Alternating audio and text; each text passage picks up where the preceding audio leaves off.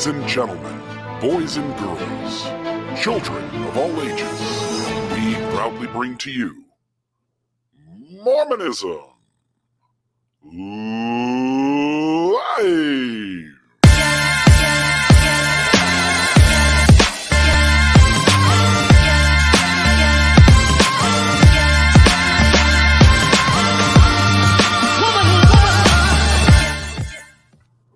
Radio Free Mormon, how are you doing today?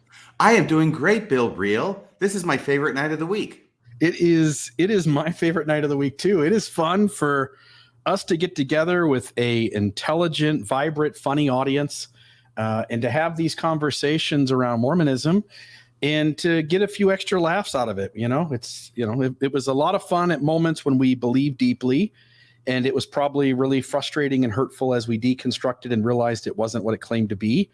But now we get to have a little more fun with it again. Yeah, speaking of intelligent, I have to announce something intelligent I did last Wednesday in the show. I had just gotten hot off the presses the ruling from the judge in the Gaddy case. And I was so excited about it that I totally mispronounced Kay Burningham's last name. Apparently, I said Burning Game throughout.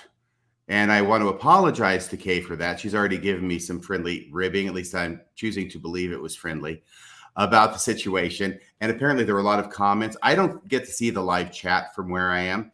So there are people who say, hey, it's Burning Ham. It's Burning Ham.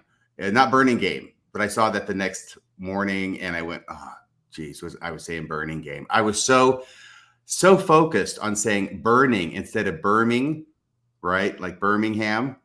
That I went burning, and then I went. I have no idea where the game came from, but I want to apologize for that. Yeah, no, we're allowed to make mistakes. We're all human.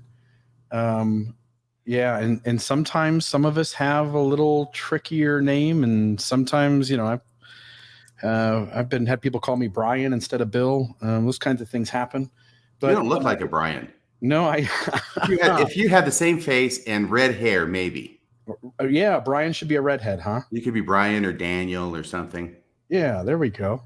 By the way, speaking of being human, I did notice somebody had made a comment somewhere. I don't know that it was on this show, but somewhere where somebody who had listened to me for quite a while had finally seen me, probably on this show. They'd actually seen my face. And the comment was one I've heard before, which is, wow, Radio Free Mormon doesn't look anything like I would have thought. And is it good or bad? Well, I don't know, but I just wanted to say for the record that I understand. And frankly, I don't look anything like what anybody thinks anybody would look like. And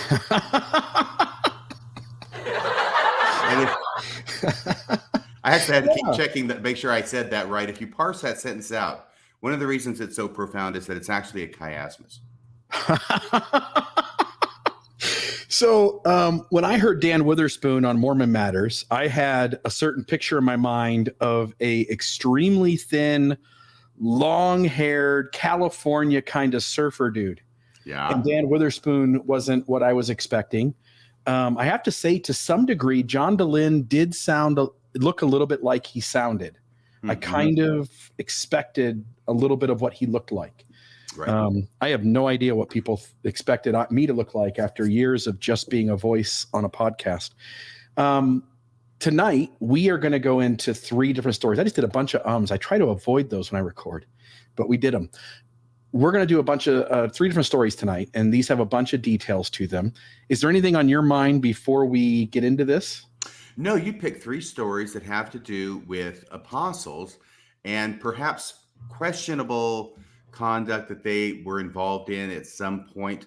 2 of these stories I'd actually heard before, but mainly just as rumors. They sort of circulate out there in rumor status, at least for me, and I wasn't really aware of the details. The third one involving Elder Ballard, I'd never heard of before, and I think that's interesting. I think that's the one you're going to be starting with tonight.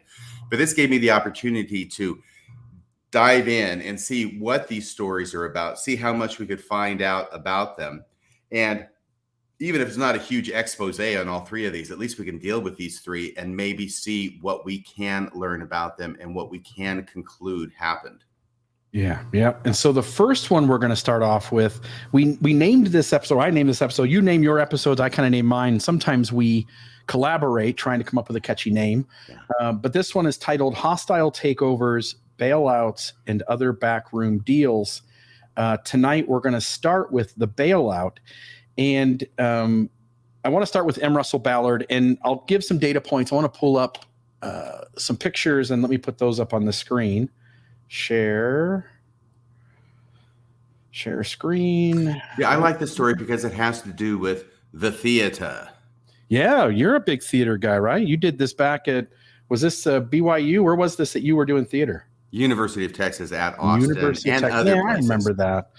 I did. You've told so many stories, and they're all tied to Mormonism that for some reason my brain wanted to go to BYU. But And here's the you deal. wouldn't dare go to that school, would My you? talent, no. My talent is such that in regular productions, I'm in the chorus. But at the local stake center, I can be the lead. Yeah, there So you I'm go. in favor I of love church productions. it. Yes. All right. So these pictures aren't that great. These were the size of the photos that were available Is this the online. Kennedy assassination or something? This is front. What is this? He moved to the front and to the left. And so the shot had to have been coming from back here. There was nobody in the grassy knoll. Elder Ballard. No, Elder Ballard was on the grassy knoll, I think. Is this what you're This saying? is- This this is a is- huge bombshell you've got for us tonight. I hadn't seen this before. No, yeah. So this is the Ballards. Him and his dad Russ. Now you remember, grandfather was Melvin J. Ballard, and Melvin J.'s got his own little miracle story. If you remember this, this was the genealogy story where somehow a newspaper had made it across the ocean in like 3 days, and it's like a 11-day trip for anybody else in the world. But the three Nephites brought the newspaper to Melvin Ballard, and he ended up getting some genealogy that he needed access to when they were, I don't know, dedicating the temple or doing something.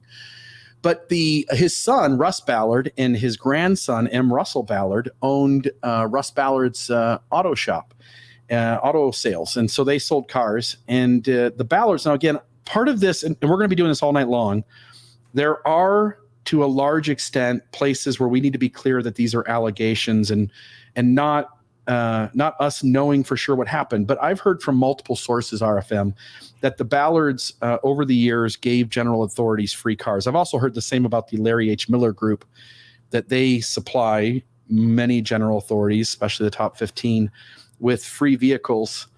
And so that kind of starts off the story. And that's a lot of conjecture because I don't have a source for that. But the second thing that the Ballards decided to do is they decided to invest in a building, and I couldn't find any pictures of the outside structure, but it is the Valley Music Hall. And I was telling you this morning that in California, somebody built a place called the Valley Music Center. And what they did was they built a mound of dirt and they poured concrete over this dome dirt shape and then made a dome out of concrete in the form of over top that dirt. And then they lifted that up to the top of the building. And that was the first, I think, solid concrete domed building built out here in the United States. And I think the Ballards' place was the third one, if I'm not mistaken. And they essentially followed kind of that same way of doing things, and they named it very similar too. So instead of the Valley Music Center, it was the Valley Music Hall. And I don't know when this opened, but I think we're talking about 1960, if I'm not mistaken. Does that sound about right to you? I think it ran from 65 to 70. Okay. So 65 it opens. And in 68, I was thinking they had the Beatles there, but you said it was the Monkees. Yeah. In fact, it is the Monkees, because here I've got the here it is. So you were right. We're just monkeying around. We're the Monkees and we just monkey around. Ooh, very nice. Busy singing to let anybody down. There they are. Can you name all four of them? Chimpanzee, Bonobo, Michael Nesmith, Davy Jones, Peter Tork, and Mickey Dolenz. Yeah, believe it or not, I watched the Monkees all the time as a kid growing up, their TV show. By the way, I didn't Google that beforehand, just so everybody knows. Good for you. You always are nailing these obscure information points that people kind of think they might know, but they don't, and you know it. It's the Monkees. It's the Monkees. But yeah, they did a filming of a movie there, and they did a set of songs. And so it was kind of a cool moment for people in Salt Lake City to have access to these TV stars / sort of rock stars, right? Can you go back to that picture at the top? Because there's an interior shot. This is a theater in the round. You can see that at the Valley. I'm sorry, I've got the wrong page here because we've got 3 stories. The Valley Music Hall. Yeah. At North Salt Lake City. It's Bountiful. They've got a theater in the round at the time from 1965 to 1970. And I'm not trying to take away your story, but I understand that Elder Ballard, currently acting president of the Quorum of the 12 Apostles, was instrumental in getting funding together in order to build this theater. Yeah, the Wikipedia page and other sources. By the way, the story is still told a little bit inside this Paul H. Dunn book, which somebody lent me. So we'll read from that a little bit later as well. But the Ballards, Russ and his son, M. Russell Ballard, current president of the 12, as you mentioned, decided to start this investment to get this thing built. And so they procure investors and people who, have made a commitment to them, either financially or otherwise, to get this thing up and running. And so they get it up and running. It starts, as you point out, 1965. But by the time we get to 68, the Monkees are there. And at that point, it starts winding down. They're not really making much money off it. It's not doing well at all. There's a fire in the building. And as you pointed out from the picture we've got on the screen, the stage is in the middle and the seating is all around the stage, which means that 75% of the audience at all times isn't seeing the action from the front of the show. And it makes it really kind of, people can turn around, like the lead singer can go face the other side, but you're essentially most of the program not getting a good view of the people that you paid to see. Well, that's part of the challenge of having theater in the round, is to do your performance in such a way as to play to everybody all the way around you. Either that, or you can just sort of block off the seats behind and just perform to the front. But the whole purpose of having it this way is to allow everybody to be all the way around it. You can provide more seats, but it does present its own challenges when it comes to staging. Yeah. And so this place wasn't successful towards the end. It started losing money. There was a fire. The stage wasn't built right. And I just had somebody come in today, a listener to the program, that said that the building had a serious asbestos issue as well that had to be dealt with later and was quite costly in renovating. But what the important part here is that Elder Ballard, and I want to get the year right, Elder Ballard was called to the first quorum of the 70 in April of 1976. And in joint with him being called in as a member of the 70, he promised all of these investors that backed him and his dad in this project, he promised them that they would get their investment money back, that they would not lose money in the project. So about the exact same time that he's called into the first quorum of the 70, the church, the LDS Church, the Church of Jesus Christ of Latter-day Saints, buys the building, buys this Valley Music Hall from the Ballards, essentially bailing them out. And I'm going to say allegedly, but at the very minimum, we understand that at the same time he's being called in as, to some degree, an authority in the church. The church buys this building, which was not making money. It had had damage from a fire. It had other issues that were going to have to be taken care of, as well as having this stage in the middle that was going to make it difficult for it to thrive with any kind of conferences or any kind of performances that were going to take place. And so I had a few pictures here of Ballard stuff. So I gave you the vehicle one. Let's skip through here. Tell us, do you know much about the Edsels, RFM? Oh, yeah, absolutely. I know it was a huge flop, kind of like the Valley Music Hall. Everything Elder Ballard touches turns to gold. So the Edsels were a car that was supposed to be the cool thing, and the Ballard's Auto decided to take on this line of cars. And as you point out, they did not do too well. No, and I love the story that Elder Ballard tells about it, because he went all in on Edsels at his car dealership because it was going to be the big thing.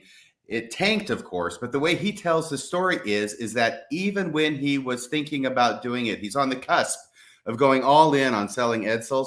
The Holy Ghost, Bill, the Holy Ghost told him, Don't do it. Those Edsels are going to be a flop. And he didn't listen. He did not listen to the Holy Ghost, and it flopped. And this is a lesson about why it is you should always listen to the Holy Ghost before you go all in on Edsels. And when you understand how the rest of his life turned out, maybe it was the Holy Ghost sending him down the wrong road. Do you know that paradigm, right? Where I've heard about that. He went down the wrong road in an Edsel. Talk about, that's a bad scene when you're going down the wrong road in an Edsel. But he ended up being in the quorum of the 12, and that's a good thing. By the way, have you already hit the fact that the amount of donations to build this theater in 65 was $750,000? No, I didn't know anything about that.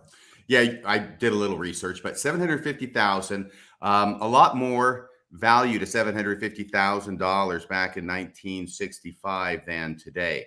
So it was bought, it was paid for, it was erected, and then it just didn't work out. And apparently, not only, when you invest in something as an investor, you not only hope to get your investment back, you hope to get something, I don't know, on top of it. That hence the word investment, right? Yeah. But I guess that wasn't going to be working out either. And so there's a fire, and now it's going, kind of, the way of the Edsel, this theater is. And the church steps in and buys the theater. And bails them out, yeah. Right. It has the effect of bailing out not only Russell and Ballard, but also all the people who donated, right? Because he's able to pay them back their money with the money that the church paid to buy the building.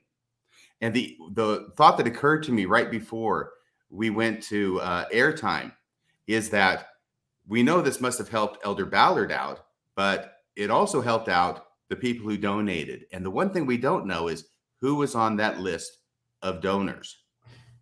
Yeah, we don't, do we? We don't know if there were any church leaders on that. We don't know who was giving over cash. So we don't know who the church bailing out this thing, who that money went back to repay. Right. And of course, we all know that M. Russell Ballard, the M is for Melvin, just like his granddad, Melvin. Yeah. And he's church royalty.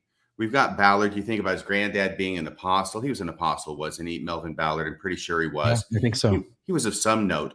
But also, I'm pretty sure that on the his mother's side, it could be his father's side. But anyway, he goes back to Hiram Smith. Isn't that correct? Yeah. And in fact, I was just looking up Melvin J. Ballard. Was a member of the Quorum of the 12 Apostles. I don't have the years here, but yes, he was an apostle. And say that last part again. Oh, that he traces his line back to Hiram Smith. Yeah, I think so. And also one of the Ballard's daughters, one of M. Russell Ballard's daughters, Elder Ballard, his daughters married one of the children in the Huntsman family. And so there's some information there too. Not necessarily anything scandalous, but at least some wealth there in that family. Right. And as I thought about this story, I think we both agree that of the three stories, this is probably the least bombshelly of them because of the information that we have. But the good side of it is, first off, this whole thing could go down the tubes. The church could actually need a building. They could actually need a building for church purposes. So they think, this is a good time to buy this building. So they buy it. Everything's on the up and up. And then they turn it into what is now called the Bountiful Regional Center. And they had to remodel it. And I think they remodeled it in 1989. They took that center stage. They took it out of there. The theater in the round. And they put it back. They made it more like a normal stage. So this is like a regular theater now with a stage on one end and all the seating facing the stage is how it's been remodeled to be. Events happen there. I don't know how often it's used. I get the sense that it's not used that frequently, but I could be wrong. What's your information on that? The same thing that I've seen some advertisement for like a steak Thanksgiving social. I've seen them use some mention of using it for a conference here or there, but essentially that it is lightly used. It really has not been a moneymaker, and the church, when it took on this project, took on something that needed major work. As you point out, it had to have the stage put at one end. there was fire damage that when the church bought the building, there was some damage from a fire that had occurred there. Again, my guy this morning came in and said, hey, I need to tell you some additional information. I'm close to this situation. There was a ton of asbestos. The building had asbestos as part of the normal construction in the 60s and 70s. And he said the cost to do the asbestos abatement was essentially about the same price that the church paid for the building, whatever that was. So certainly some costs went into this, but as you point out, this is the weakest of the three stories. And I don't really have a ton more to add. We can certainly go to the next one, but it does at least show a little bit of what looks a little funny. It looks a little funny. And I think the furthest I would go in making a conclusion about this based on the information that I have is that it was a very fortunate coincidence that at the same time, this Valley Music Hall was having financial difficulty and even a fire, that the church was interested in purchasing it to make a regional center for church meetings, which apparently isn't used that much, at least today. So that was very fortunate for Elder Ballard. It was very fortunate for all the investors who ponied up the original $750,000 to build it. And it does seem strange. There weren't any other buyers flying forward to throw money at this thing and take it over. It seems like it had some issues trying to put butts in the seats. And the church is the odd person who comes along to buy it at the same moment Ballard becomes essentially a general authority. Yeah, and can I say one thing? And honestly, I'm not trying to insinuate anything here, honestly. But why is it that's always these buildings and businesses that are having financial trouble that end up having a habit of catching fire? Yeah, when I lived in Ohio, I'm with you. When I lived in Ohio, a restaurant in town that was so good for so many years, it started to struggle, and suddenly it caught on fire, and it ended up being the owner of the restaurant who got arrested and charged with arson and whatever other charges come along with doing it to your own property. For insurance, obviously some type of fraud for trying to take advantage of the insurance and be able to get out of the restaurant business cleanly, right? Mm-hmm. Maybe so their fire yes, it department does seem strange. Good. Right at the end, that fire comes along. I was going to say maybe their fire department is too good there in Bountiful, and they got there too quick. They got there too quick, and they saved the paintings off the wall. Remember? Yes. Yeah. So that's all I've got on this one. And so now I'll turn it over to you because I needed you for this one in a big way. This was a major legal case that I couldn't quite decipher, and I didn't want to say the wrong thing. So will you take us through the story of Quentin Cook? And actually, this is the most interesting of the three to me. Okay, so I have heard for years about Quentin L. Cook, currently in the Quorum of the 12 Apostles, and some dealings which were perhaps suspect that he had involving hospitals and healthcare in San Francisco back in the 1980s. Never really looked into it. I know there's lots of allegations around, but here's basically what happened is that Elder Cook is a lawyer, or at least he used to be in a former life. He was a lawyer like so many of the great general authorities of the Church of Jesus Christ of Latter-day Saints. Huh. I wonder why that is. Because they're the most righteous among us. On average, not all of us, right? Okay, but anyway, so at the time, okay, here's what it is. At the time, he is, well, let's start off with, there is a public entity. There's a public hospital, all right? And it's in Marin County, and it's the Marin Healthcare District, all right? So the Marin Healthcare District has a hospital and all the things that go along with a hospital. It's run by a public entity. And what they decide they want to do is they want to lease it to a private nonprofit for 30 years. So the private nonprofit can then run it for 30 years. And the idea is that this is provided for by statute and code sections. In other words, these public entities, such as this hospital, are allowed to be leased out in this manner. It's generally understood that it's a positive thing. It helps it be competitive. So all of that is good. The problem is that the chief executive officer, the CEO for the district. And I'm going to call it the district because it's the Marin Healthcare District. And they end up selling it to the private nonprofit, which is called Marin General Hospital. So you can see how quickly, oh, hello, there we are, right there. Wonderful. There the Marin General Hospital. So the Marin General Hospital is this nonprofit, the privately run entity that the district, the public district, leases it to in order to run it for 30 years. There's a 30-year lease. Okay, I hope that much is clear. It's not a big deal, right? This happens back in 1985. So the problem is twofold. The first problem is that the chief executive officer for the district, for the public entity, right, is a fellow named Henry J. Berman, B-U-H-R-M-A-N. Henry J. Berman is the CEO for the public entity, the district, okay?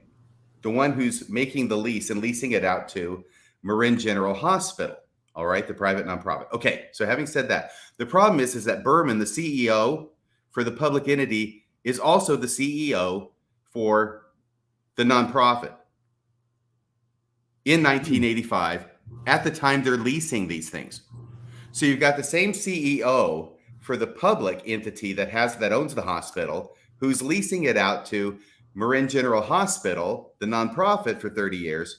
And the same guy, Berman, is the CEO of both entities. Okay, that's a problem. That's a problem. What makes it interesting for purposes of our audience is that Berman is not the only individual who held a position in both entities at the time that the lease was signed. Who was the other guy? Well, there was the lawyer. One of the lawyers, one of the famous lawyers, was Quentin L. Cook.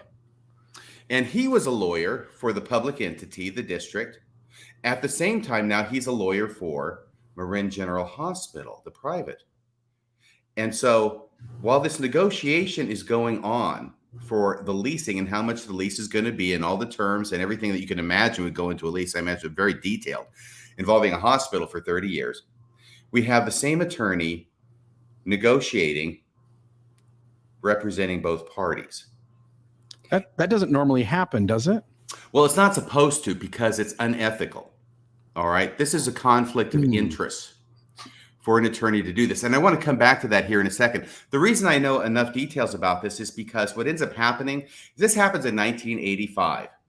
Everything, I guess, is okay. Nobody's really objecting. It goes along for 12 years to 1997, or actually 1996.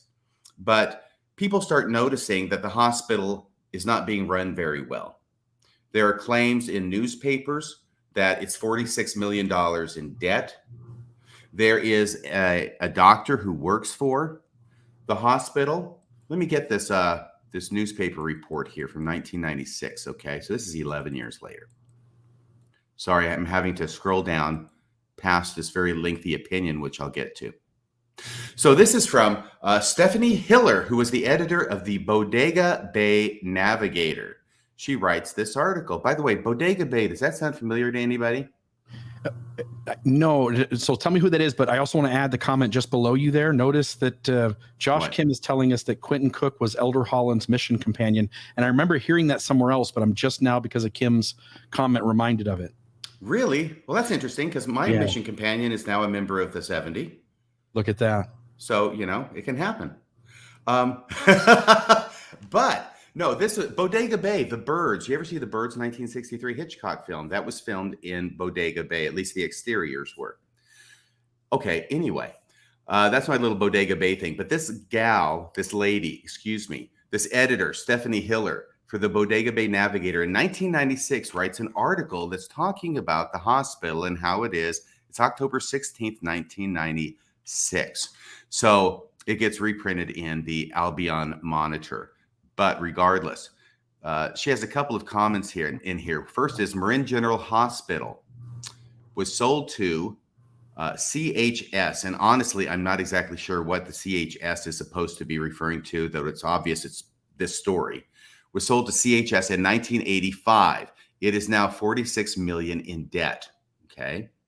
And then she quotes this doctor. That's where I was going to. According to Dr. Norman Carrig, who has been with the hospital for 36 years. So he'd been there long before this lease in 1985, and now for 10 or 11 years afterward. This is his quote: "The quality of patient care is at its nadir now," which is what doctors say for low point. It's at its nadir now. Part of the blame, he goes on, part of the blame can be placed upon managed care, but Carrig places the rest of the blame on CHS, the people who bought it or leased it, which he says has siphoned millions of dollars to its San Francisco offices. And then this article goes on to mention our hero, the author of what Carrig, the doctor, the author of what Carrig calls Marin's lessee-friendly lease. The author of the lease was the hospital district's attorney, Quentin Cook. See, he made the headlines. Who became the lawyer for the privatized hospital. See, it's already there. So the author of this lessee-friendly lease was the hospital district's, that's the public entity, right? The district was the hospital district's attorney, Quentin Cook, who became the lawyer for the privatized hospital. He was also the CEO of CHS at the time of the merger. Okay, so I'm going to try and parse through this a little bit, but mainly what it is Quentin Cook is in this article because he was the person who this article says authored the lease, who drafted the lease.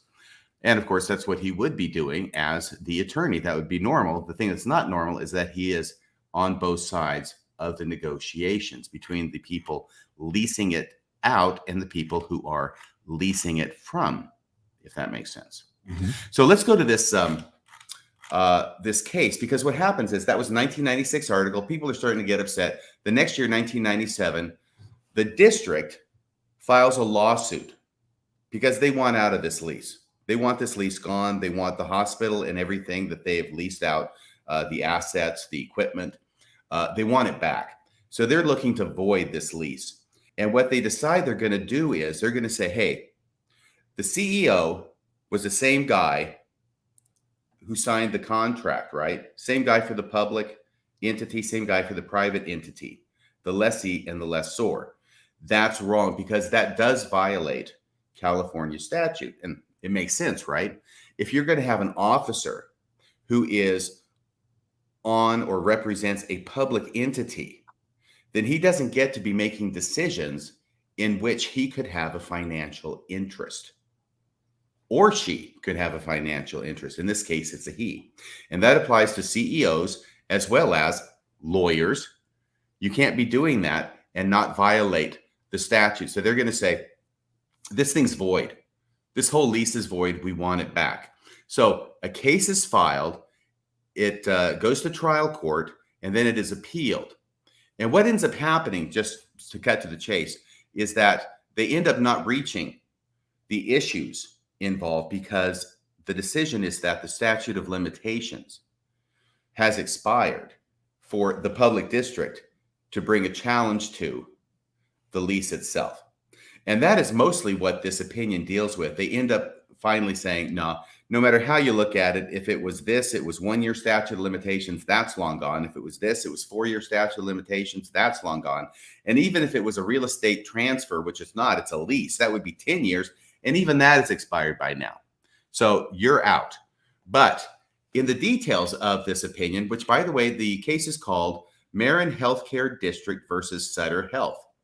Can I just say something about Sutter Health? Okay, so follow me closely as I do the shell game. Marin Healthcare District, the public entity, leases Marin General Hospital, right? Leases the hospital to Marin General Hospital. So that's the first thing that happens. That's what we've been talking about. That happens in 1985. I'm sorry, I'm not going to try and take the entire show doing this. I apologize. I think this is a confusing case, and I'm glad you're taking a moment to explain it. Okay, thanks. Subsequent to that, during the period of the lease, and pretty early on, the Marin General Hospital gets reformed into, or taken over by, or renamed, or put into another group called Sutter Health. Sutter, Sutter Health. And guess who the CEO of Sutter Health is? Who could it be? It's Quentin L. Cook. Okay. So he ends up being the lawyer for the district when it is leased to Marin General Hospital, and he's also the lawyer for Marin General Hospital when they're negotiating the lease. And then the hospital gets reformed into Sutter Health, and he's the CEO of Sutter Health. So he's rising in the world. Yeah. So he's on the board for the public entity, which is operating a hospital. We're talking about Cook? Yes. Yeah, I think he's on. I don't know if he's on the board. He may be, but he's definitely their attorney. Yeah. And he essentially also represents this other entity, which is a private for-profit entity that forms a connection or a lease with the public entity. And obviously, as you're pointing out, there's some deep ethics involved in representing both sides of an agreement or representing both parties in some legal situation. Mm-hmm. And then now you're going to tell us kind of what you already said, like they've had some trouble, the Marin Hospital, but some of that kind of fallout that came from this. Yes. So let me see here. I wanted to go through this opinion and read a few things, but I'm afraid it'll get too well. This opinion, I'm not reading all of it, believe me, certainly not the statute of limitation stuff, but they have a number of facts that are contained in the opinion, which are very helpful to understanding what was going on. So let me go quickly, only because I think I've covered this, but this is so you can know that what I'm talking about is correct.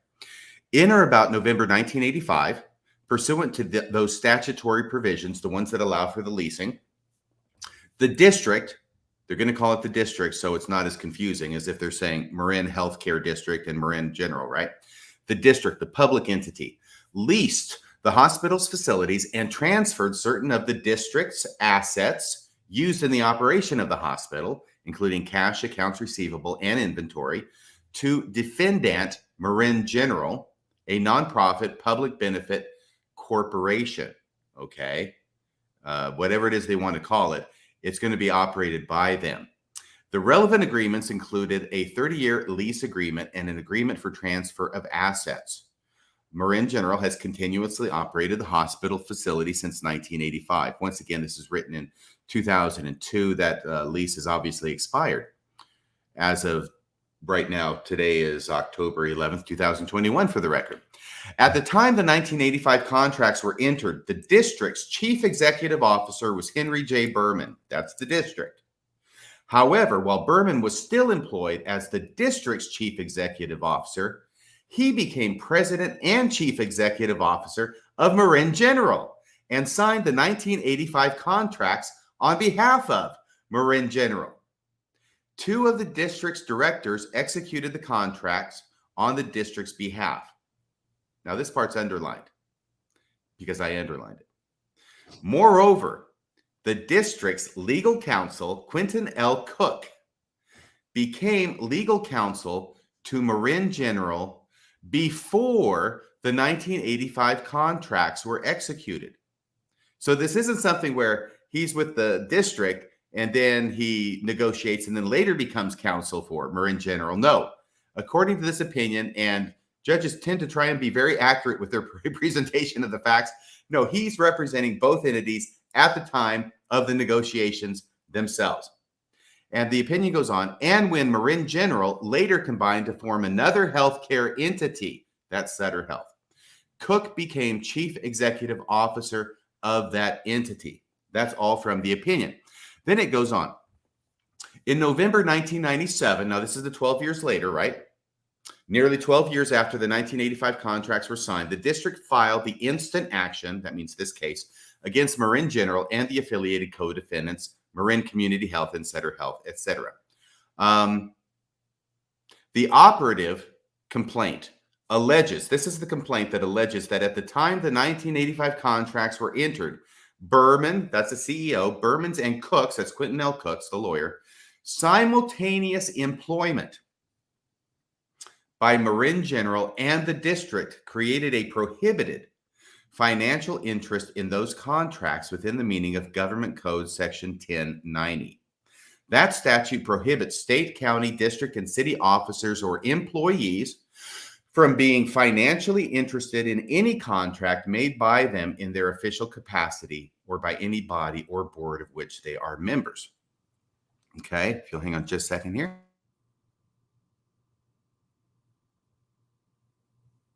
Oh, you're still muted.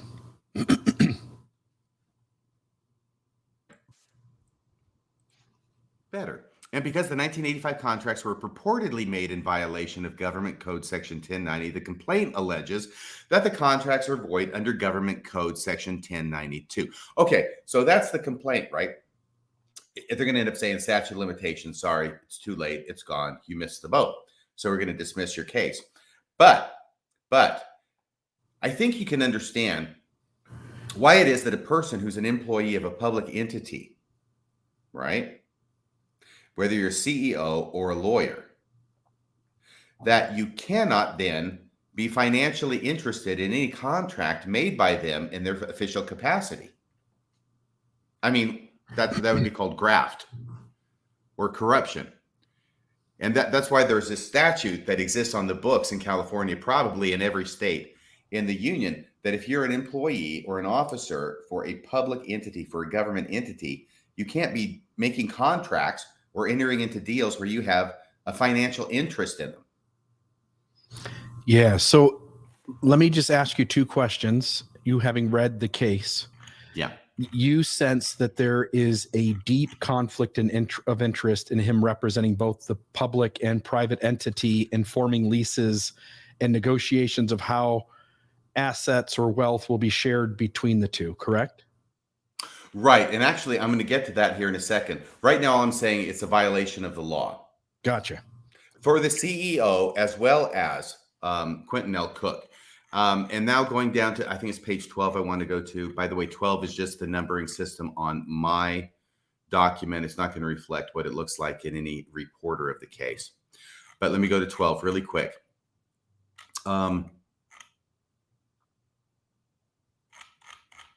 Here we go. Let me just read this one line because this is very important. They have a limited record in front of them, right? Because this didn't go to trial at the trial court. It went to trial. There was a trial level and then it was appealed, right? And at the trial level, there wasn't a trial. Instead, there was a motion made that this be dismissed because of statute of limitations. The trial judge granted it. It got appealed by the district and the Court of Appeals sustains the trial court and says, sorry, you're out of luck. So there wasn't a trial. So the record on the appellate level is limited. They don't have a bunch of witnesses testifying and a bunch of exhibits they can look at as part of the record. But this is what they say. Based on the limited record before us, it is undisputed that Berman and Cook worked simultaneously for the district and Marin General before the 1985 contracts were executed in November 1985. That's the key line in the opinion as far as what we're talking about tonight. So apparently it's undisputed. They're saying it's a limited record, but it appears to be undisputed. Nobody ever disputed it. And I would think that they would have disputed it if they could have disputed it, since that's what the whole lawsuit is about. So, but Quentin L. Cook worked simultaneously for the district and Marin General. Now, that is a violation of the law there in California, but it was too late to bring an action to get rid of the lease. But there's a separate thing that's going on because Quentin L. Cook was a lawyer. And lawyers are bound by certain rules of ethics. They're supposed to be bound. And the rules of ethics are commonly called the rules of professional conduct. That's what they're called where I practice. It's also what they're called in Utah.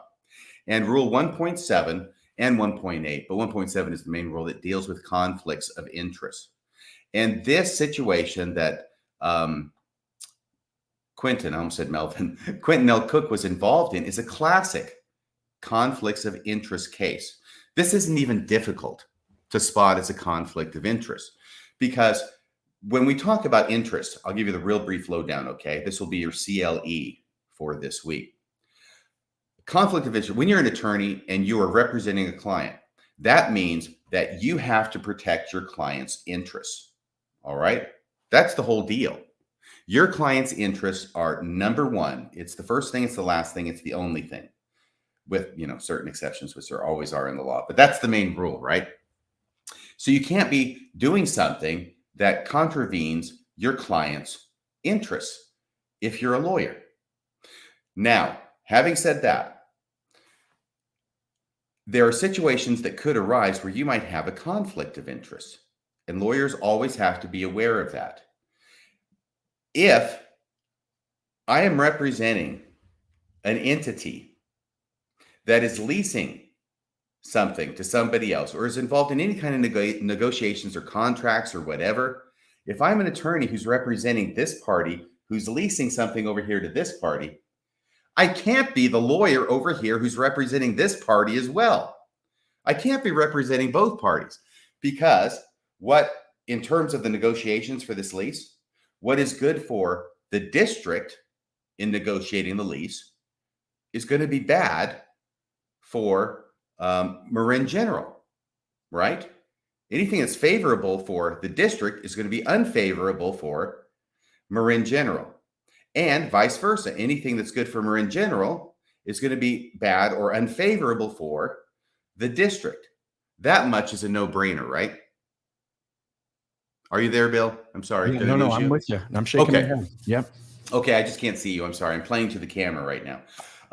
So that's why it's called a conflict of interest, because now you have to represent this person, and you cannot represent this person and protect their interests when you're representing this person and you're supposed to be protecting their interests, because these two people have conflicts of interest, and any attorneys representing both of those entities is going to have a conflict of interest as well. This is very basic. This would be anything that any first-year law student would be able to answer. Sometimes conflicts can be out there in the weeds. They can be more nuanced. They can be a little harder to spot. But every attorney has situations where they're confronted with this. And sometimes they have to say, no, I'm sorry, I can't represent you. For instance, there's a divorce lawyer in the building. And I did divorce law for like 3 years. I figured I had enough experience since I'd been divorced twice. But then I got out of it because I didn't like it really. But let's say there's two people, they're going to get divorced, right? And the husband calls the law office and says, hey, I'd like for you to represent me in this case. And this is what the case is about, right? And the attorney says, okay. And the husband says, okay, I'll get back to you, right? And then the husband goes and hires some other attorney. That happens. Does that make sense so far? Mm-hmm. Yep. Now the wife calls the same law office, right? And says, hey, I'm the wife of this guy and I need a lawyer for my divorce. Well, now the attorney says, I'm sorry, I can't represent you because I already talked to the other guy. This is how strict the rules of professional conduct are or can be with regard to conflicts of interest. So you cannot represent, and a divorce is a classic example because there's a husband, there's a wife, they're getting divorced, and you can't be representing both the husband and the wife in a divorce, because what's good for one, what's in their interest, is going to be bad for the other or against their interests. Right. So the same thing goes with any kind of negotiation.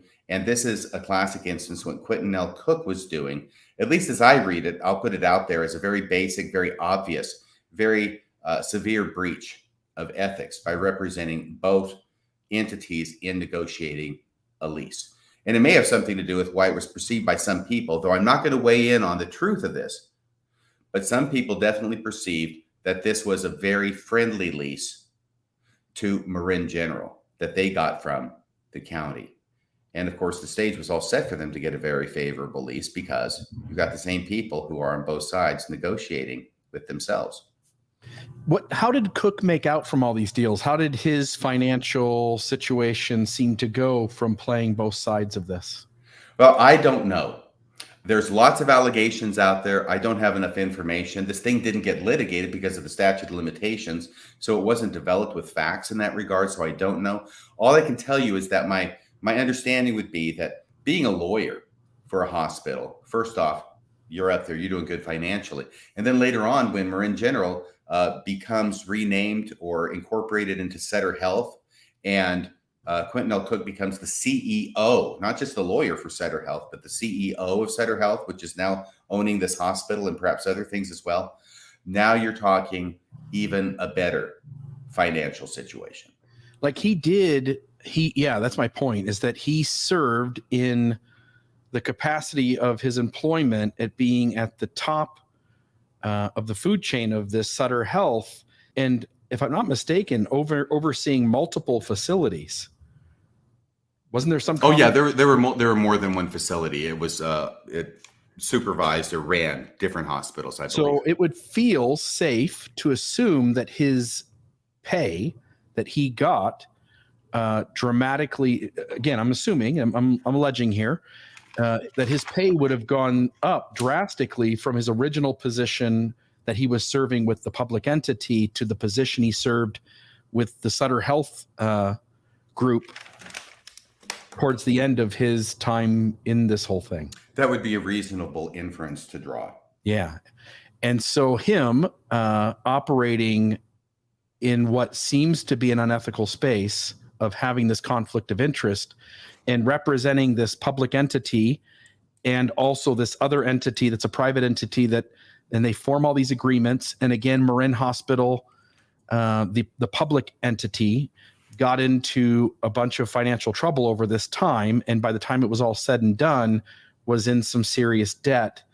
And as you also pointed out, because of this legal case, the public that owned this hospital at some point files this suit trying to unravel all of this because it's not working well for them.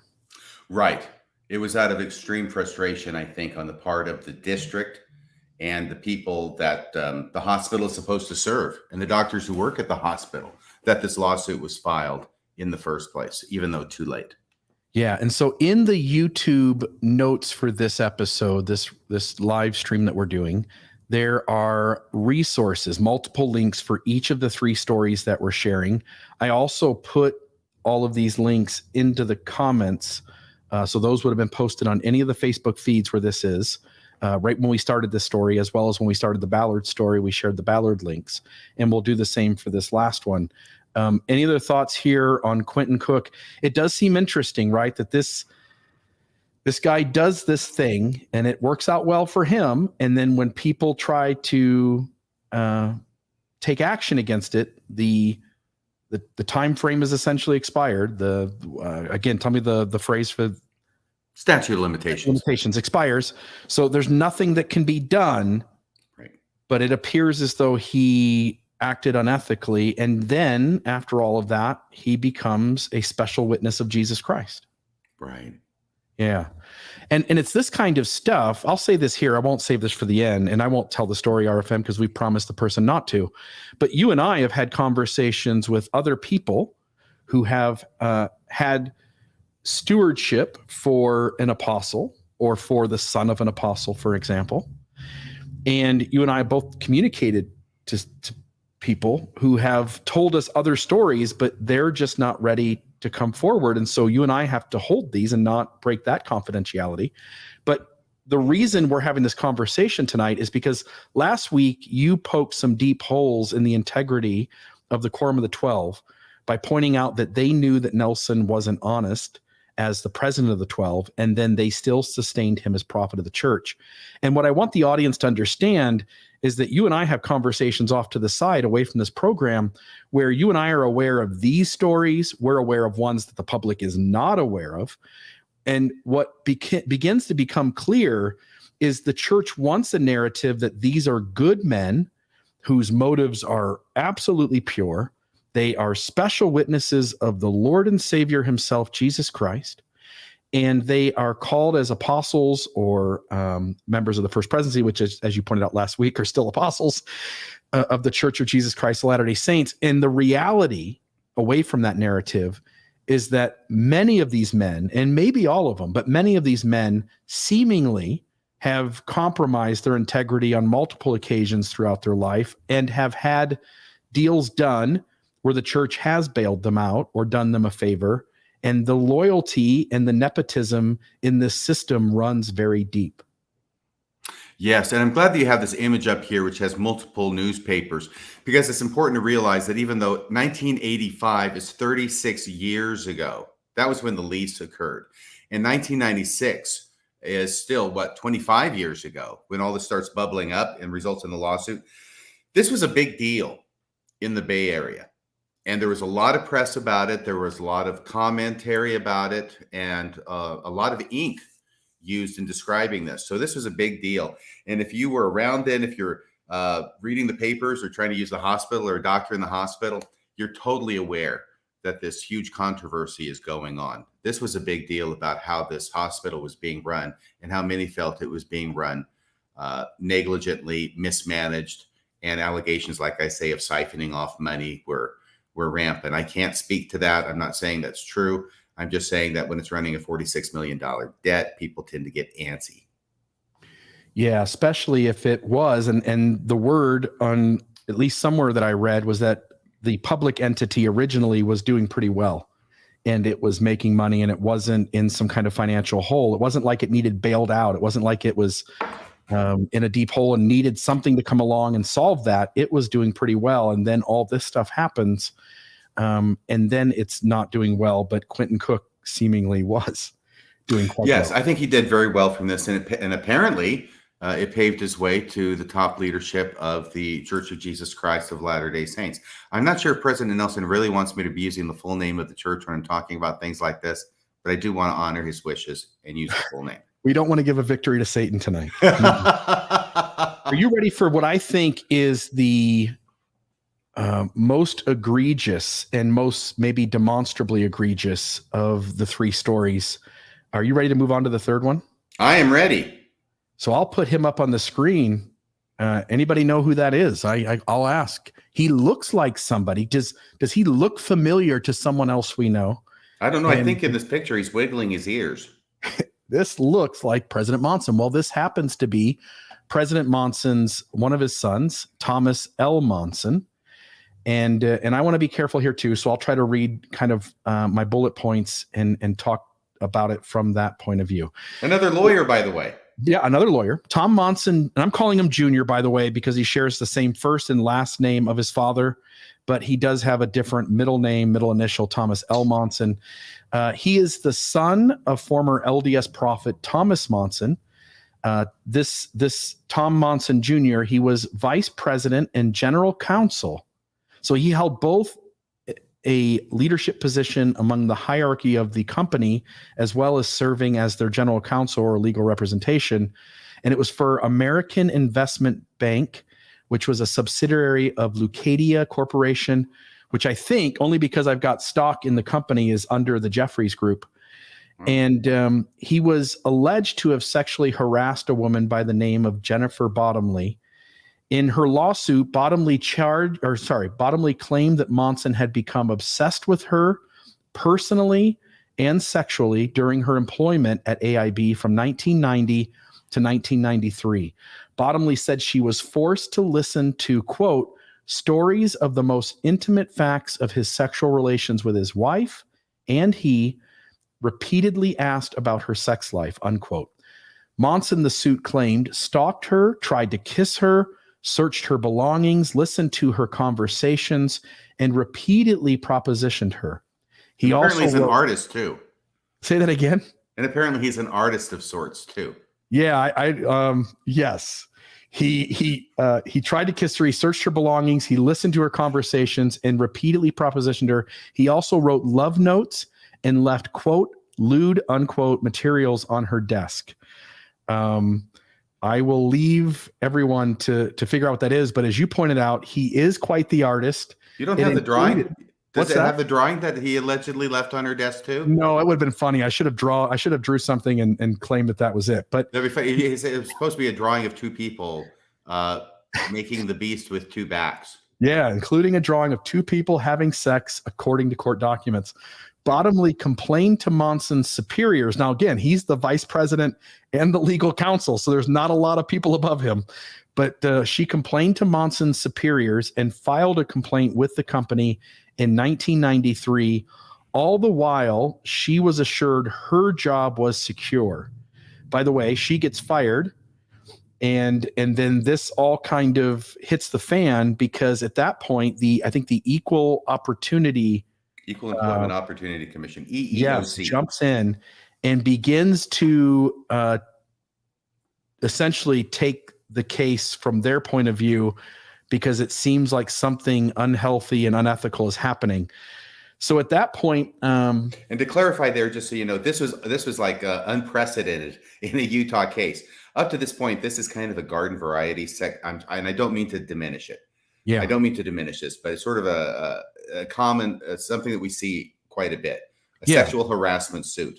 But then the company lets Monson go, and then shortly after, September 7th, 1993. Okay, and then shortly after that, they fire Jennifer Bottomley. And as soon as they fire her, which really, really kind of looks like retaliation, I don't know, but it looks like retaliation. Now the EEOC gets involved because now it looks like they're firing somebody in retaliation for being a whistleblower. And that's why they jump in with both feet. Yeah, and so in the deposition, Monson says he was let go for using poor judgment in his relationship with Bottomley. Bottomley claims that she was twice assured after Monson was terminated that her job was safe. 6 days later, she was fired after being told an internal investigation showed her claims to be groundless, and according to her complaint, that her interests were different from AIB. Unquote. The alleged retaliation was one reason the Equal Employment Opportunity Commission entered the case, said Richard Truillo, and you'll need to know that name because it comes in here in another moment or two, the commission's regional attorney in Phoenix, Arizona. So the company. And I'm sorry, I'm laughing here. I apologize, but the reason I'm laughing is because there are good ways to fire somebody, and then there are bad ways to fire somebody. This was a really, really bad way to fire somebody, and by bad I mean opening yourself up to all kinds of legal liability.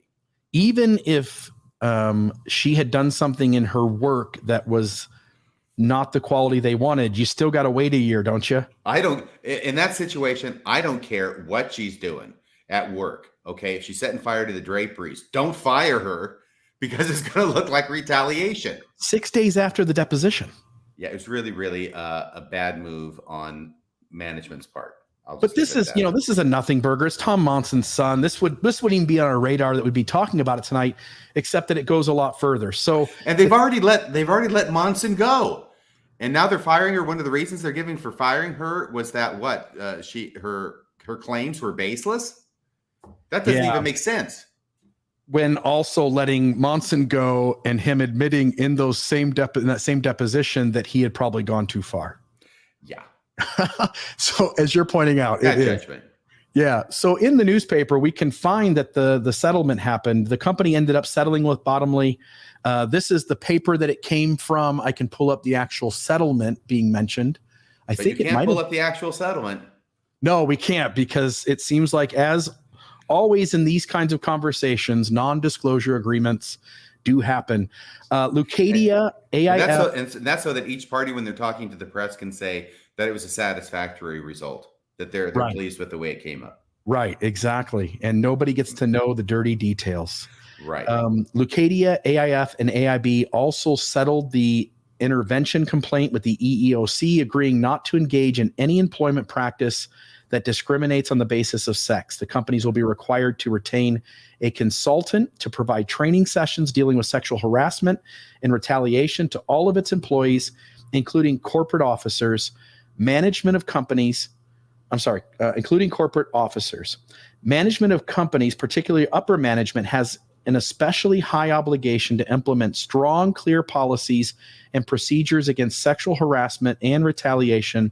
Truillo said in the news release dated July 26th that he said is especially true for attorneys like Monson. So to be an attorney, to be the legal representation of a company, and to also serve as the vice president of that company, you really have to walk the line of what is ethical and not ethical.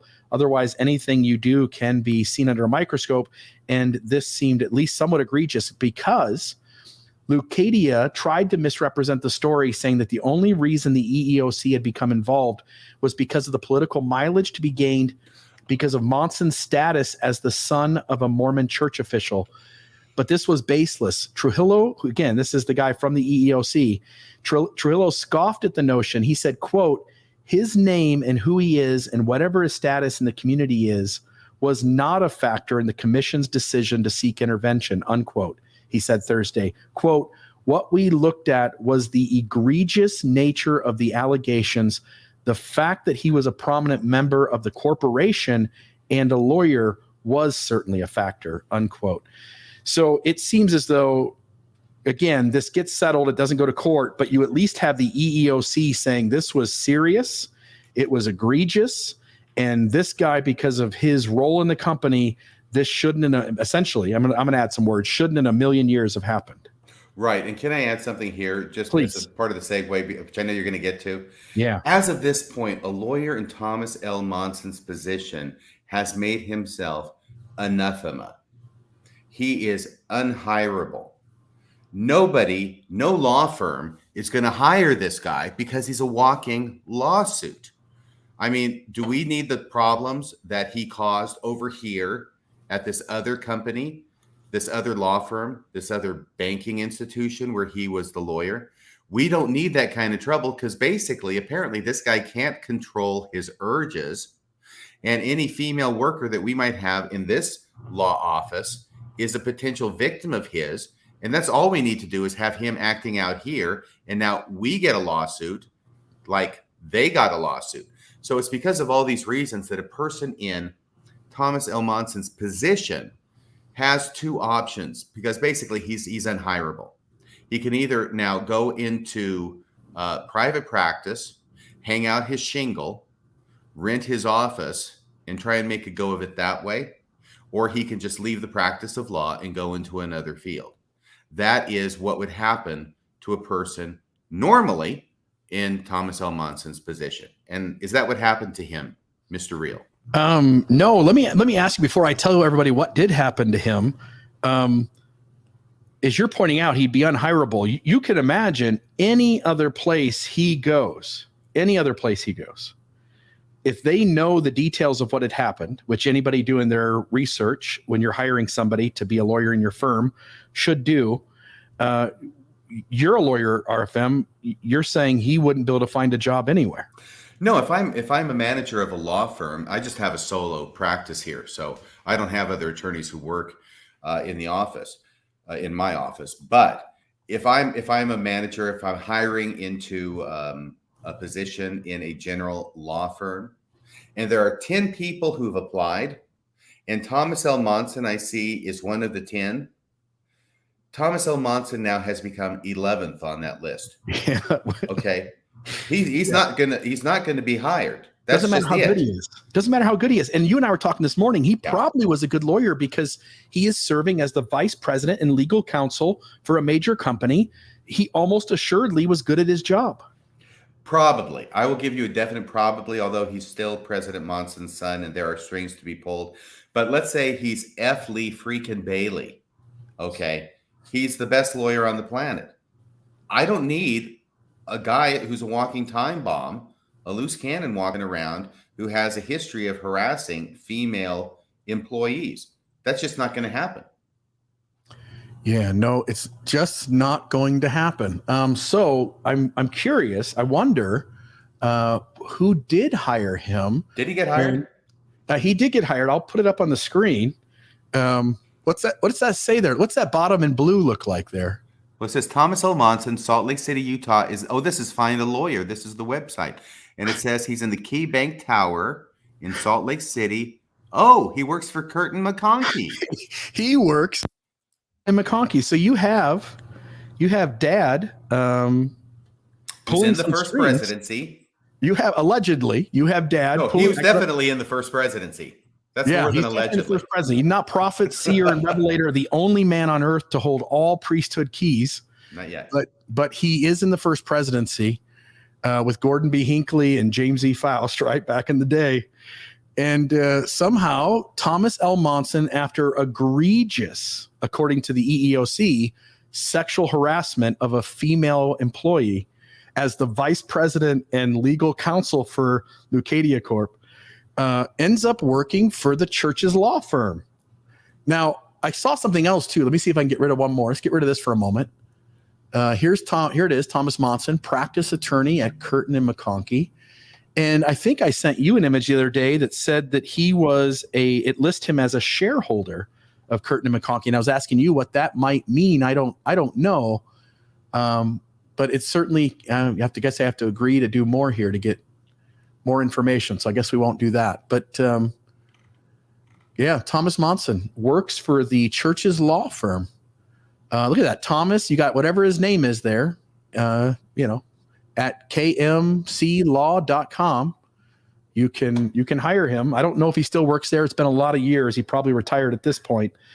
But it does seem like an oddball thing. If this is a church that runs ethically and its law firm runs ethically, I'm going to say, at least from my point of view, knowing only what I've shared and recognizing that I want to be logical and rational, I'm going to say that this seems like quite a stretch to hire this guy and have him on the payroll. It sounds kind of like nepotism. It does. It sounds a lot like nepotism. You and I were talking this week about maybe doing an episode on nepotism, and we were, I think, in the course of a 5 or 10 minute section of our conversation, we threw out about 10 to 20 people who are tied to somebody in the church. Elder Gong is tied to a general authority in the 70. Again, Ballard ties back in here or there. You've got Gordon B. Hinckley's son serving in the 70. You have Thomas Monson here, his son getting a job. You got Boyd K. Packer's son, I think, served as a 70.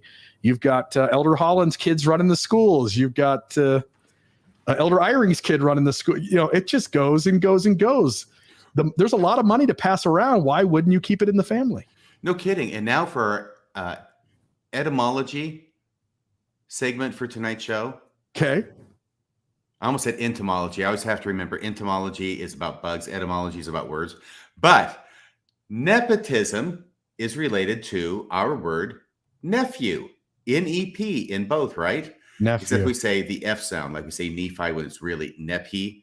But nepotism, and this comes from the Catholic Church had bequeathed us this word because it was thought, at least in the 17th century or 16th century, it was going on a lot back then, that certain popes, and I'm not going to go through this entire article, certain popes were believed to be giving special positions to their nephews who were really their illegitimate sons, but they're just calling them their nephews, right? And so they would get these nice positions of power and affluence. And therefore, the word nepotism began to be used in English after that, even though the word itself is from nepote, a 17th century variant of Italian nipote, meaning nephew. So there you go. Doesn't have to be a son or daughter. It can be an in-law. And you and I, we haven't even began to touch what happens when they announce a temple and who gets to find out first and who gets to buy the land around it and who gets to build the houses on it. There is a lot of stuff that goes on inside Heavenly Father's true and living church.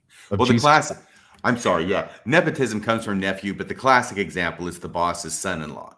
Yeah. Yeah. So what this kind of, again, we've gone through these 3 stories and there are others, by the way. I mentioned to you this week, Jenny, I got to remember, Jenny Oaks Baker, maybe. It's Elder Oaks' daughter. She really is an accomplished musician, but I know that there has been some rumblings about her allegedly being paid, either people paying an entrance fee or the stake presidency paying her to come into their stake. And I want to put it up here on the screen here just a moment. StreamYard. Yeah. So you can see here, for instance, in Switzerland, she performed at the Church of Jesus Christ of Latter-day Saints Stake Center. When I can't prove this, but when I go to try to buy tickets for her for other things, this is bands in town and you get tickets and more. I would find it hard to believe that you put this out to the general public and you do it free because you don't know how many people are going to show up and you can't plan for the attendance. So you do need people to come. and it was tickets and more. So in each one of these, you go and you buy tickets for the show. And so if, and I've gotten from multiple sources that she does, if she's charging admission to be for people to attend at church buildings, that's sure as hell a lot different than the way you and I knew our wards and stakes to operate when we were active members of the church, correct? Right. And this always gets into this fuzzy area, right? About whether people would go see her if she were not the daughter of a general authority. And, if people want to buy the tickets, I'm okay with that, as long as it's the same price for all the tickets. I think where you get hazy and fuzzier is where all of a sudden, like, you're the president's son and he decides he's got this passion for art that he wants to try and make some money off of. And now he's doing his artwork, which actually I've seen. It's kind of impressive, but I don't know if it's impressive enough that I'd pay $200,000, $300,000, $500,000 for one piece. You start getting to this very, very hazy area of how much is someone paying for the painting versus how much are they paying in order to curry favor with the guy's dad. And you get into this with speaker fees. This is why it's always seemed outrageous to me that people who are in politics or post-politics or wherever they are get six figures just for going to someplace and giving a speech. Or $10 for a patriarchal blessing. Yes, which is just obviously they're not paying for the speech. What they're paying for is it's a means of socially acceptable transfer of money. Okay, large amounts of money, so that they can do that for whatever reason they want. And just bringing this back to the beginning, it's also the same kind of idea as donating cars to general authorities. If you've got a car dealership and you're donating cars to general authorities, yes, you can be doing that out of the goodness of your heart. Yes, you can be doing that because you believe the church is true. Yes, you can be doing that because you believe it's a good financial decision, because hopefully they'll talk to their friends and, their friends will come in and buy cars, right? But there's also this other part of it, which is, are you doing it for all those reasons, or are you doing that in order to curry favor with people in positions of power? Yeah. I've had numerous conversations with my friend Chris, who's also my boss here at Family Pond, about whether these men know. And it's really one of the questions that I think every ex-Mormon asks at some point. Do these men know the church isn't what it claims to be? And my argument with him, and you and I have had this conversation numerous times too, and my argument with you is that they do know. When I take the 20,000 foot view and I look at all the corruption, I look at all the nepotism, I see all the ways in which history is withheld, that deeply unhealthy practices continue without being allowed to be removed or taken off. The times that they do switch up policies, doctrines, and pretend it came by the same loving revelation that the unhealthy policy be put in place went by. When I see these folks claim that they're being transparent and these are the approved sources, when in reality, the church is the worst at telling its history accurately, I'm left with, I can only think that on some level, these men are all in cahoots and they're unhealthy. And when I see these stories like we shared tonight with Ballard, Quentin Cook, Tom Monson's son, Thomas L. Monson, what I arrive at is that these aren't necessarily good men. These are just men, and they're doing deals like anybody else in power and authority might be tempted to do. Not that they do, and certainly not all of them, but it feels like something really unhealthy is going on here. And yet the narrative that gets presented to us, RFM, is that these are the best of men. And so I thought we would at least finish up, and I'll put... before you get to that, I want you to, because I know what you're going to play and it's beautiful, okay? Yeah. But since this issue's coming up again, let me take my big pen and just do this, okay?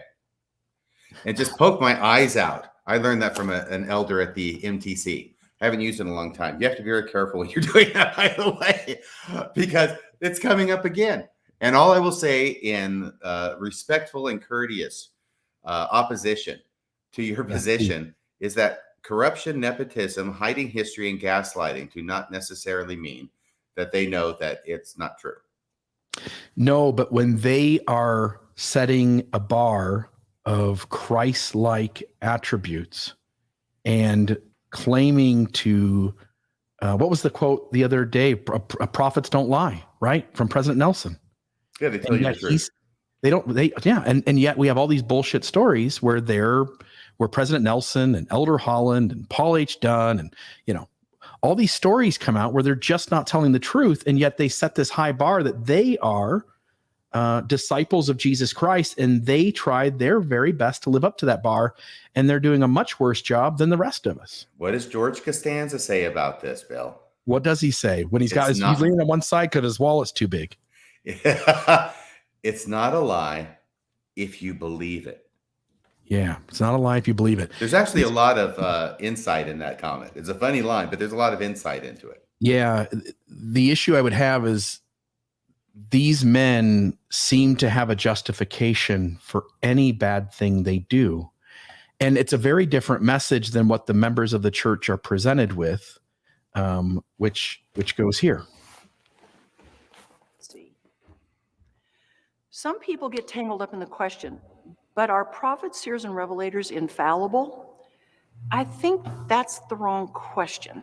A better one is, who exactly are prophets? They are the ordained holders of priesthood keys that authorize the Lord's power to be distributed throughout the earth. They may not be perfect, but they are the most perfectly inspired leaders on earth, and their only motive is perfectly pure, to help us find our way back home by pointing us to Jesus Christ. These are the best men on planet Earth. Their motives are pure. They have the purest of intentions. And yet over and over and over again, we show these men to be unethical, to be deceptive, to be non-transparent, to be inauthentic. I could go on and list 100 other negative characteristics. And my gut tells me, we know the story from Grant Palmer and Enzio Bushy, and these men get a large sum of money up front to pay off things. We know that they wanted it to be said that it was a lay ministry, and yet behind closed doors, they have a decent amount of income coming in that's really nothing like a stipend, even though that's how they want to categorize it. At the end of the day, I struggle deeply to see these men collectively as good. There may be a good one or two in there, and maybe the church is going to make the move to getting rid of, as these guys die off, some of that unethical, unhealthy perspective. And maybe they'll start calling in really good men and start to switch over to something different than what they are. But as currently constituted, these men collectively have a lot of unhealthy acts on their hands. Yeah, I think Sherry Dew may be overstating things. She seems to be positioning herself as the next head of the PR department. By the way, Bill, can you go back to that video? It reminded me of a movie when you've got all those 15 gentlemen walking around the plaza in Italy in their white suits. Can you play that? Oh, yeah. We can put it right back up on the screen. And Sherry. Here we go. Are prophets. There they are. They are the ordained holders Look at this. of priesthood keys that authorize the Lord's power to be distributed throughout the earth. The richest men on earth. They may not be perfect. It's like the closing scene of Close Encounters. Inspired leaders on earth, and their only motive is perfect. Their only motive is perfectly pure. Yeah, well, I think that she may be engaging in a bit of puffery. Huh. I'm sure she believes it. I'm sure she believes it. At this point, I don't know. I mean, she's making a lot of money too. And by the way, this is part of the problem is that the gentleman who she's talking about, okay, they know what's going on. They probably, if they were asked, would have to politely disagree with her about her high estimation of them, right? Who published the video? And yet these are the same guys, the same gentlemen who are approving her saying these things about them. So it's okay if she says it about them. We're just not going to say it about ourselves because it comes across much better that way. That's its own problematic thing. Whose camera crew was that? Whose camera crew was that? Who wrote the script? Who made the approval and let it go public? I don't know, but I think Spielberg was directing that scene because it really does look like the closing scene of Close Encounters. Do you know what I'm talking about, Bill? I've seen it. I don't I don't remember. It was a long time ago. Oh, but you were laughing, so that was just like, I'm going to laugh because I was laughing only because I know Close Encounters of the Third Kind is an alien movie, and I know that I've seen something like that before that had an alien movie with the theme of everybody wearing uniforms that were white and the same. And so I think I know where you were going. And yes, I'll have to go back and watch the movie, but I bet you nailed it. Yeah, they all come off the ship. It's up there on Devil's Tower. You know, the door opens up. There's a bright light behind them. They all come walking up, and they're tall and skinny, and they grab Richard Dreyfuss by the hand, and they take him for the ride of his life. Yeah, there you go. Nothing like Cocoon. Oh, no. I didn't really like Cocoon that much. Okay, so here we are at the end segment. Folks, you can call us at 435-200-3478 or 435-200-FIST. And we'd love to take a few phone calls. I don't want to get in. You're welcome if you really think your story's credible and you can back it with some solid evidence. I'm happy to hear a conspiracy theory, but I want to stay away from us just having 4 or 5 phone calls that line up allegations that have no evidence. Caller, you are on the line. You're our first caller. What's your name? Hi, I'm Adrian. Adrian, you are on Mormonism Live with RFM and Bill Reel. What's on your mind tonight? I just wanted to tell you guys that I think this last sort of avenue that you've taken, looking into this stuff, is pretty effective. I think that a lot of TBMs really hide behind they're just these great, nice grandfatherly men. What they are is billionaires or millionaires or whatever, very wealthy white men who have been insulated from a lot of things for a long time, and that often leads to bad behavior. And I just think it's very effective to be like, look, these are just people. They aren't the exception to the rule. They're no different than the other people that are sailing on hundreds of billions of dollars. And I just think that, to crack that facade is really important. And I'll tell you, I'm making a lot of conjecture when I think that these men aren't great men, and either the church scratches their back or they scratch the church's back, but they establish some degree of loyalty and indebtedness in one direction or the other. And these men get called into the 12. And these men, we sometimes think, I used to think as a member, that these leaders would just be called out of nowhere because God would come in and go, President Hinckley, you should call Gary Jones from San Francisco Steak as the next member of the 70. But that's not what happens. These men come into contact with people, and they're trying to figure out who they can trust. They call these men Elder Razband, Elder Suarez, Elder Gong.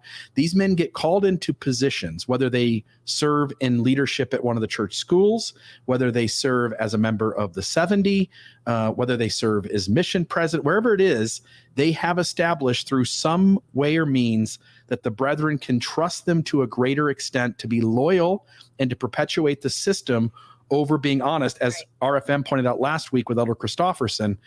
I'm going to make conjecture here. When you take the 20,000 foot view, when you add up Grant Palmer's comment about Enzio Bushy, and maybe am I saying that name right, by the way, RFM? I think it would be Busha. Okay. Sturman. Enzio Busha. The contract, the getting paid $1 million up front to pay off all their debts, having to sign a non-disclosure form, which comes with a penalty, and it could easily be worked in that the penalty is that you have to pay back all the money you just spent from the church that they just gave you, and that your kids get benefits, your grandchildren get benefits, your wife gets benefits. When you add all that up, and I'll just add this in too, and I know I'm rambling, RFM, Boyd K. Packer was a CES teacher, correct? Thomas Monson worked for the Deseret News. Those don't sound like high-paying jobs, and yet by the end of their life, there are people out there who have done the research. These men have 3, 4, 5, 6 homes. They have a significant amount of wealth buildup, and for some of these men, I can't figure out where in the hell they got it. When you add up the 20,000 foot view of contracts and getting money on the front end, not that I have any evidence of that, but I would say that it makes a whole hell of a lot of sense, and all the parts and pieces seem to fall into place if you start with those assumptions. Anyway, just wanted to get that out. I just think call a spade a spade. It's not funny and cute that that all the apostles are related to some other apostle. Let's call it nepotism. It's nepotism. Yeah. It's keeping power in power. It's all that, Yeah. Yeah, absolutely. And the last thing these men want is to start turning over that quorum of the 12 to a different gender, to different races or ethnicities. They've only begun to do that. And you watch, it will happen so slowly because they have to find the right person that's still connected to them before they can call them. Sorry, Elder Dubé, Right. You'll never be an apostle. Totally. Yeah. Thank you for the phone call. No problem. Bye-bye. Your thoughts, I know you're going to be much more conservative on that, but let me at least ask it this way, RFM. When you take all of those subjective data points, if they're true, doesn't that allow the conclusion to make a whole lot more rational sense? Well, I just think that the human mind is a remarkable thing for its ability to believe things in spite of acting in ways that would seem to be in tension with what it is we believe. And so I think that's part of the human experience, isn't it? For anybody who has certain beliefs in religious tenets or non-religious tenets, that frequently you'll find yourself acting in opposition to what you believe to be true. It doesn't mean you don't believe it. It's just part of what we do as human beings. I would say, and I know you've got another call there, right, Bill? I would say, Adrian, thanks for the phone call and for the support. Yeah? Oh, you're okay. I just wanted to say that part of this dynamic, though, is that church leaders at the highest levels are not going to want to go public with any bad things that other leaders do because they feel it would hinder their effectiveness in the church. So they will hide things. And the classic example is Bruce R. McConkie, as a 70, publishing a book titled Mormon Doctrine. And the apostles and the president of the church, David O. McKay, are just affronted by this idea that a 70 thinks he can write a book that sets forth authoritatively what Mormon doctrine is. He's called on the carpet. And the decision had to be made by President McKay. Are we going to announce this publicly? Because this is a very popular book, and it was in the 70s when I joined the church, and this is back in the 60s now that this is happening. Are we going to make this public and let everybody know who's bought this book? This does not represent the church's official position, and he was out of line. Bruce R. McConkie was out of line in doing it. And the decision was made, no, we're not going to do that. We're going to keep the members in the dark about what's going on in this closed-door meeting because we don't want it to affect Bruce R. McConkie's abilities as a 70 to represent the church and do the church's work. So this is part of the rationale of keeping the members in the dark regarding the peccadillos of church leaders. It's for the overall benefit of the church, the overall benefit of the members, to keep them in the dark and to cover up for the misdeeds of the church leaders. Yeah. And I think Jay Golden Kimball nailed it too when he talked about it isn't revelation or inspiration. It's almost always relation. Yeah, my recollection of the quote, and I think it's like a joke, it has different punchlines, right? Is that callings in the church are 10% revelation and 90% relation. Yeah. So our next caller, you're going to recognize this voice. It is the newest addition to Mormon Discussion Incorporated's lineup. It is the backyard professor himself, Kerry Schertz. Kerry, you are on Mormonism Live. What's on your mind? Hello, you two gentlemen. How are you? Doing great. Can you hear me, Kerry? To say what a terrific video evening. This is my first Mormonism Live that I've been on, and I have to say, not only am I enjoying listening to you two, but I am loving talking to your chat audience. Your chat group is so fun and cool, all of them, man. Hello, everybody. Aren't they a smart group too? Yeah, I'm glad that they are beyond me. I feel so, I need to start learning some stuff to keep up with all you fabulous people, but I'm going to, I'm telling you. I would suggest you start off with Radio Free Mormons episode 1, work your way through that, then follow my journey on Mormon Discussion Incorporated. Mormon Discussion Podcast, and then work your way through all of those. And when that's all done, I think you'll, for the most part, have just about every egregious story discussed, both contemporary and historical. There we go. Now that is a good idea. I will try that. Yes, I've recognized several friends of mine on your chat. So yeah, and then I recognized 2 really good friends of mine on the video. I think that's that balding guy, kind of the handsome one, and then the other handsome one with the hair and you two. So anyway, I just wanted to call it. I don't think Bill's balding. How much fun this Mormonism Live is, and I also want to say hi to the chat audience and let them know, yes, I am thrilled to be a part of this, and I have a lot more videos and podcasts I will be doing also. They've kind of talked to me about it. So yeah, well, appreciate anyway, it. yeah. And they want me to tell RFM, dude, you still have a second podcast to do with me, and they're getting ready to hang us by the neck if we don't. So I'm just saying, I'm just passing on. There's a bug in your ear, RFM. Okay, that's like Star Trek 2 with the bug in the air, Chekhov, right? Yeah, there you go. Yeah, that got him doing some different things, didn't it? Oh, yes. Yeah.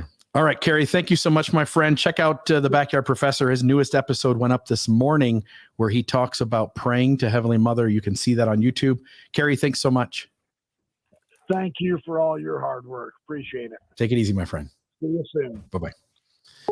All right, folks. We'll take another phone call or two. Love to know what your thoughts are on tonight's show. I'm a big fan, RFM, by the way, of always trying to take the 20,000-foot view, because the church and its apologists are always asking you to be laser focused on one issue at a time. And I think it makes a big difference when you take the bigger view. Caller, what's your name? Christian.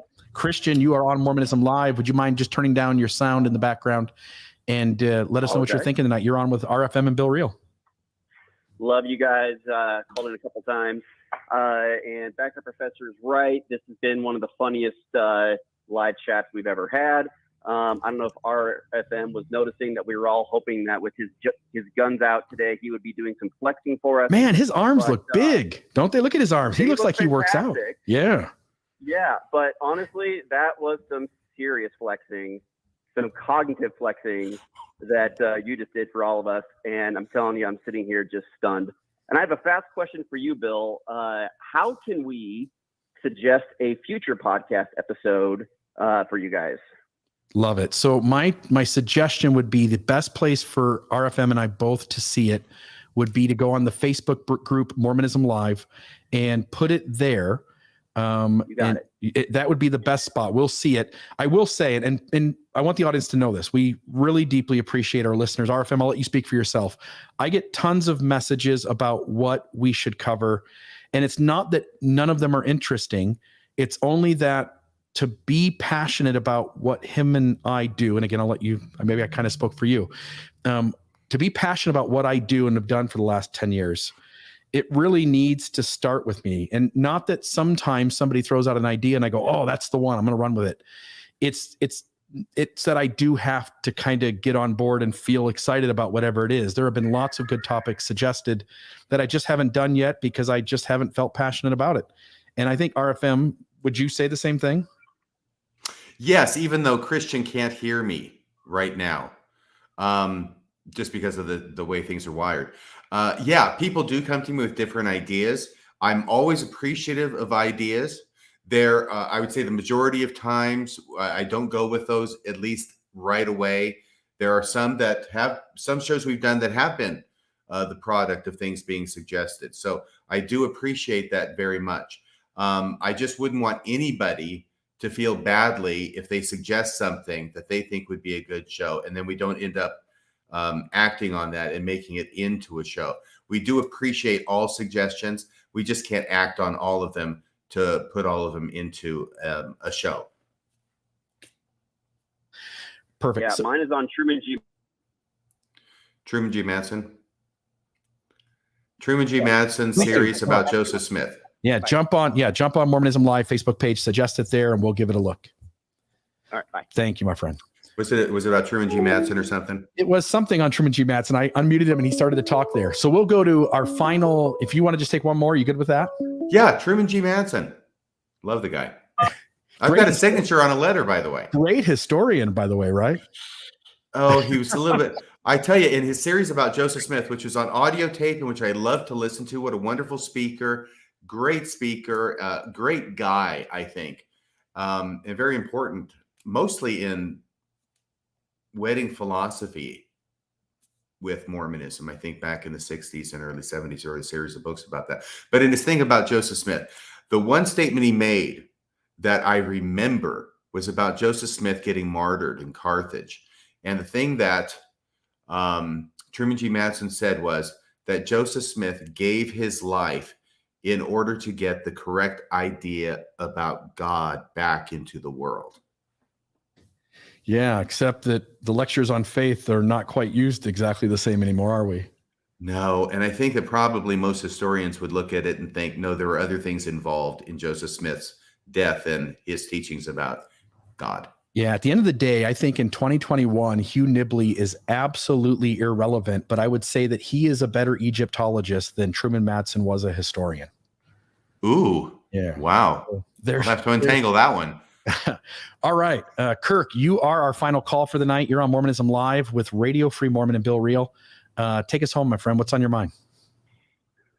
Hey, first, just wanted to say how awesome you guys are, how much I appreciate you guys. So the bummer is usually you guys, I'm on school every Wednesday, so I'm not able to listen to you very often.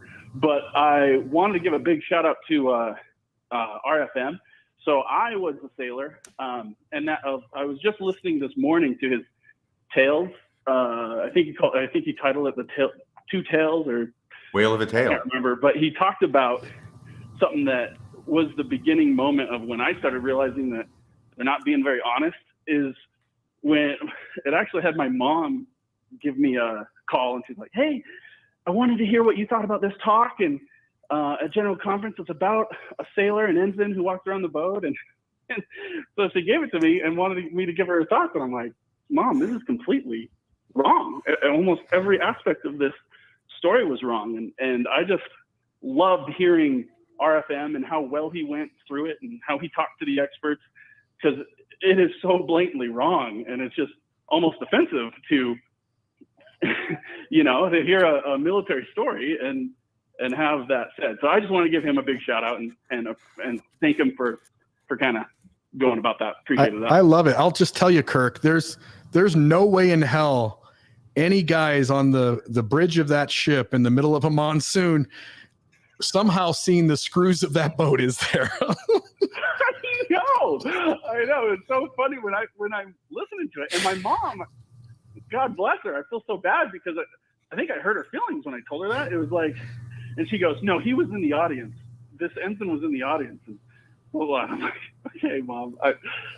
Hey, whatever you want to think." But anyway, yeah, it is so wrong on every level. A captain going down and talking. Oh, it's so funny. Like everything is just comical at that point. Ensign Blair is the hero of his own story. Hey, it's awesome. Anyway, just wanted to give him a big shout out, and I appreciated him. Yeah, thank you, my friend. Thanks. So for the listeners, that was Whale of a Tale in part 1 and Whale of a Tale part 2. And in the middle of those two episodes, I had written the general authority who gave that talk, and he wrote me back and said, "Oh, I know this man. It's absolutely true. I'm sure of it. I don't know why there's some confusion here, but it's absolutely true." And so you did an episode 2 where you shared some of the data that you had gotten back from people who had served on ships like this. And you shared the message from the member of the 70, which I'm sure he was spoken to by someone inside the church immediately after and said, "You just do not want to be talking to this Bill Reel or Radio Free Mormon guy. It isn't going to go well." But I remember drawing the picture of that one, RFM, and you ended up using the picture in the episode and we put it in the show notes. But I just drew like a stick figure, like hanging off with these giant waves. And he's trying to see the screws of the boat because we've got a picture of the boat and the screws are underneath the boat. By the way, screws are propellers. Just so everybody knows. Propellers. And this guy in a monsoon with, I don't know what he said, 40, 50, 60 foot waves, went out on the bridge by himself because the captain trusted On the deck. Yeah, and because of his spiritual promptings and the captain trusting him. We're in the middle of a monsoon. Tell you what, let's put Ensign Blair out there on the deck. Something We'll tie a tells me rope that around him captain so was nothing willing to bad can lose. happen. Something tells me that captain was willing to lose at least one crew member. Oh my gosh, what a pain in the ass that Mormon ensign must have been. Just Let him go. Put him out on Maybe the he'll deck. fall Man. overboard. So anyway, I'm going to hang up with that It call. was great. It was great that Kirk called. I know you've got a call coming. It was great that Kirk called because, we sang the song that Kirk Douglas sang in 20,000 Leagues Under the Sea. Remember how it goes, Bill? I don't. I only remember That's where the title came from. I only remember Gordon Lightfoot and the Edmund Fitzgerald was originally at the beginning. Yes, haunting. Absolutely haunting. I love that part. Here it goes. Just what one verse, right? Okay. Got a whale of a tale to tell you, lads, a whale of a tale or two about the flapping fish and the girls I've loved on nights like this with the moon above. He's playing a guitar. A whale of a tale, and it's all true, I swear by my tattoo. Whale of a Tale, which by the Great way, moments in cinema. Somebody was criticizing either you or me, or I think it probably had to be you because you explained it. Somebody criticized your use of the word curioser or curiouser. Yeah, there's actually somebody somewhere in the internet who listened to a podcast. I don't even remember which one it was. And I don't says either, underneath it, their comment was, "Curiouser is not a word, sir." Right. And it was that was the entirety of their comment. It was an episode where you had laid out deeply the dysfunction of the church, and that's all he took away. And in reality, you actually had taken the word. That was your comment. So that's your takeaway from the entire episode. Is that curiouser isn't a word? He used a word that doesn't exist. I think most people in the audience tonight know where that comes from because it's kind of a famous quote from kind of a famous book, and it's about a chick named Dallas, and she's in Through the Looking Glass, and she says curiouser and curiouser. And that's exactly what I said. So I was actually quoting literature rather than creating a new word that doesn't exist. Yeah, you can pick on Bill Reel and you can find a word that I use that's not the right word. I'm definitely doing that. But before you accuse RFM of doing that, you ought to read maybe some great classic literature and see if you find it first. I thought it was obvious, but I can say burning game all day long apparently when it's burning ham. So I am subject to the frailties. We all make mistakes, but remember, our motives are pure too. There's Tom Marsh. Tom Marsh knows about curiouser. Well, let's finish with a little word from our good old friend who we haven't used in a while, Boyd Kenneth Packer. It is so easy to be turned about without realizing. That wasn't the one I was looking for. Let me see if I can. Here we go. It's that this sounded one. just like Boyd Packer. It was. And we brought him back from the dead. Here's the one I was looking for. Mormonism Live. Better than touching your own little factory.